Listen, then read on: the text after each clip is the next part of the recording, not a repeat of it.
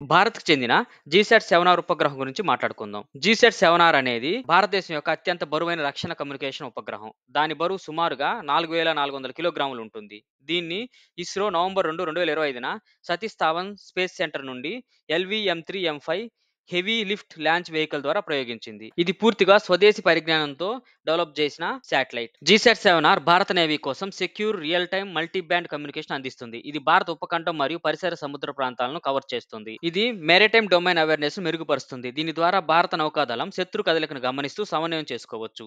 China Indian ocean region లో తన నౌకాశక్తిని విస్తరించడంతో జీసాట్-7R భారత వ్యూహాత్మక ఆధిపత్యాన్ని కాపాడుతుంది. చైనా యోగాన్, బైడో వంటి ఉపగ్రహాల ద్వారా స్పేస్ మిలిటరీ ఇంటిగ్రేషన్ సాధించింది. జీసాట్-7R నెట్వర్క్ సెంట్రిక్ వార్ఫేర్ కు మద్దతు ఇస్తుంది. నౌకలు, సబ్మెరైన్లు, విమానాలు మరియు కమాండ్ కేంద్రాల మధ్య సీమ్లెస్ డేటా షేరింగ్ ను సాధిస్తుంది. ఇది ఐ ఇన్ ద స్కై లాగా పనిచేస్తుంది. స్ట్రైట్ ఆఫ్ మాల్కా, హమ్రూజ్ వంటి కీలక సముద్ర మార్గాలపై నిరంతరం నిఘు ఉంచుతుంది. జీసాట్-7R జియోసింక్రనస్ ట్రాన్స్ఫర్ ఆర్బిట్ లో పనిచేస్తుంది.